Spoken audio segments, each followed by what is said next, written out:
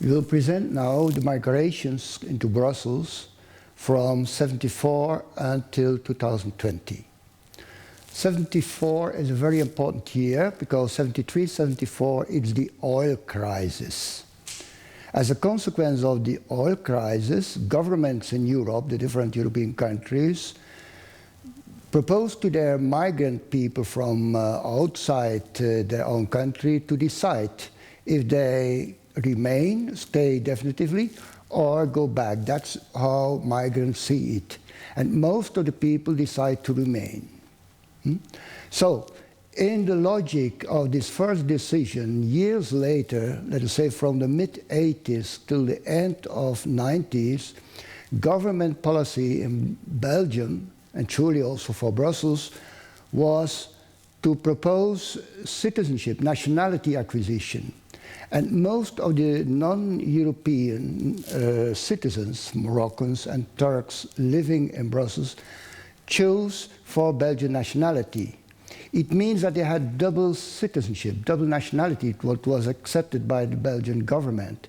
So, to give an idea of who are the new residents of Brussels, the new Bruxellois, the new Brusselaars, well, these are most of the time people with the double nationality. It means that if today we look at statistics, for example, about the residents in Brussels, that if you see, for example, X citizens with Moroccan citizenship, that we have to take double to understand how many people are coming, have a Moroccan provenance. Because half of them have become Belgians and disappear from the statistics. That's 74. Then we go to another important moment, which is 89. 89 is the fall of the Berlin Wall. A very important thing, because what happens with the fall of the Berlin Wall, that many people from the other side of the curtain, of the Iron Curtain, come to the West, come to Western Europe. They don't come in a regular way, in a legal way, because these countries are not part of the European community at that moment, but they are coming. So we see at that moment, for example, later on in the 90s, how many Polish people from Białystok in the northeast of Poland stay in Brussels. And they become only regular Poles, meaning with legal stay after the regularization campaigns or when Poland itself has become a member state of the European Union. 89 is important for another thing also. It's the moment that Belgium decides to start up an integration policy with the Royal Commissariat for Integration Policy. Well, this happens thus 25 years after the arrival of the first Moroccan and Turkish workers in Belgium. Thus, Belgium needed 25 years before to decide really that one needed maybe an integration policy. 89 is important also for another thing, 89 and the beginning of the 90s, because it's the beginning, the upcoming from the internet, from the space, the virtual space. And this means that people staying far away through the internet can give themselves an idea about other places. And what we see that many of, when there is a conflict outside Europe, for example, in Africa or in Asia, people have the dream to come to Europe. It is the start-up of what is called the asylum crisis, meaning that when something happens elsewhere in the world, many people try to come to Europe and thus also to Brussels.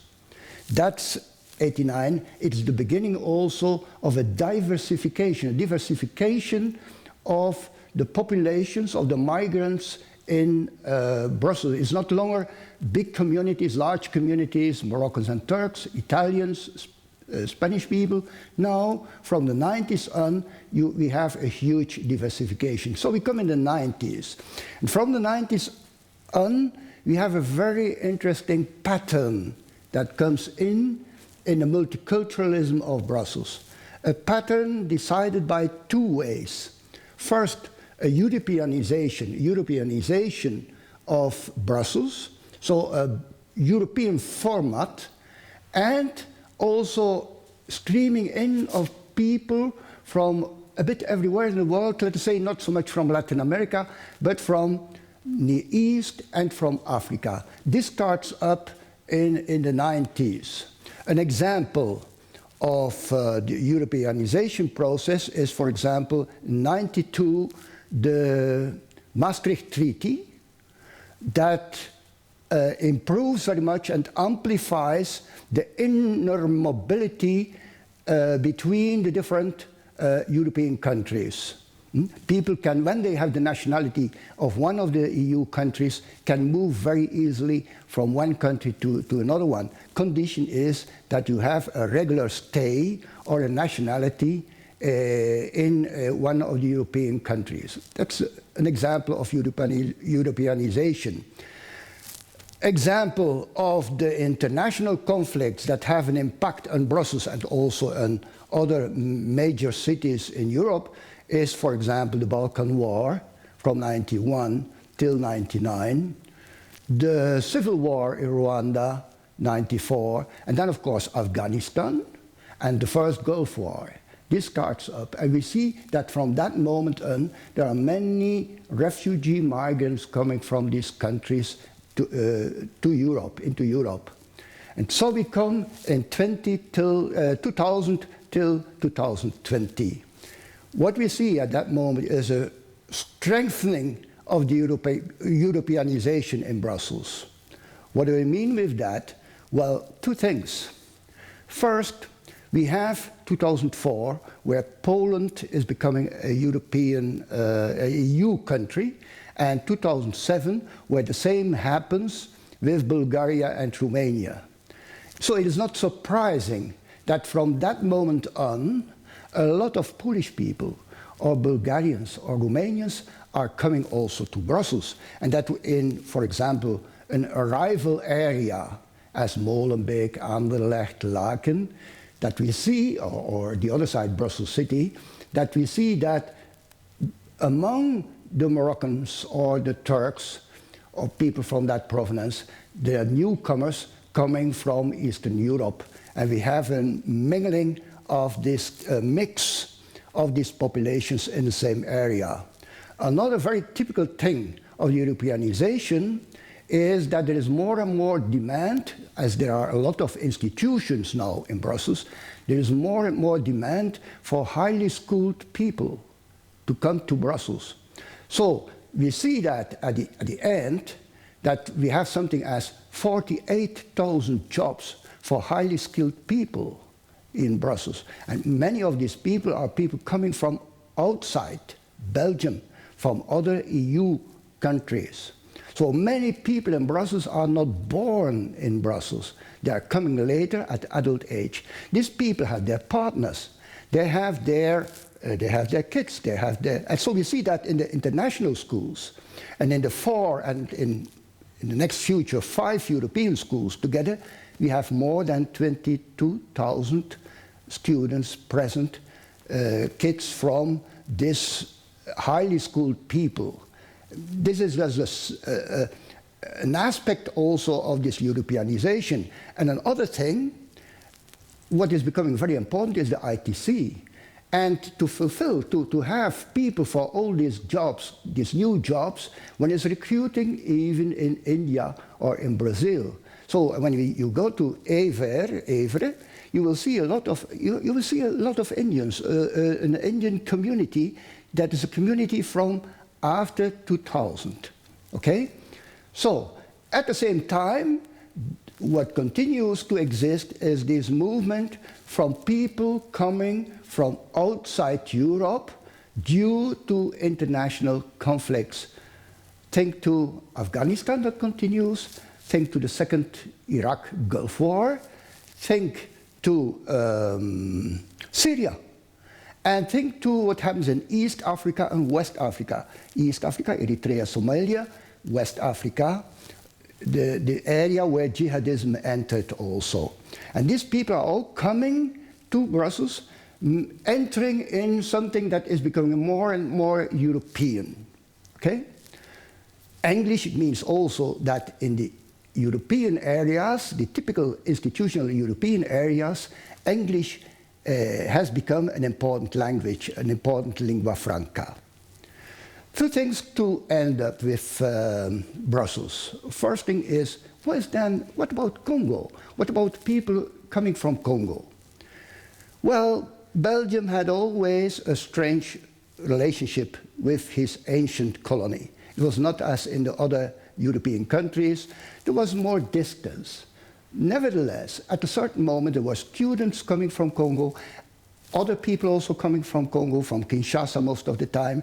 And what we see that nowadays there is also this Congolese community in Brussels. And what we see also that is that they participate at the debate today, a current debate that happens a bit everywhere in Europe and in the world, the debate about decolonization. So we may expect that in the coming years in Brussels there will also be a discussion about the names of the streets, about some statues, the position of some statues in Brussels. This will be part of the whole decolonization discussion. Second remark concerns Islam. In the 80s, we know that Khomeini had a very important impact outside Iran, Shiism, and it was a bit the beginning of an Islamization process also to the West, also, and we find traces of that, of course, also in Brussels. As a reaction to Iran and to Khomeini, Saudi Arabia pushed Wahhabism as a certain counter-dot, something to neutralize the impact of Iran. At another moment, in the mid of the 90s, we see in France how the GIA, Groupe Islamique Armé, becomes an important factor. And this created altogether, this cluster created something as jihadism. Okay? And that is also something, as we found it in other places, Madrid, Paris, Toulouse, and so Lyon, in Hamburg, as we found in other cities in Europe, London, that we found also in Brussels and had a certain impact. Remember the attacks in 2015 in Paris, 2016 in Brussels. We cannot generalize it for Islam, but is something that was present in this period, the last 20 years. And that's part of the whole history of what Brussels has become from 74 till 2020.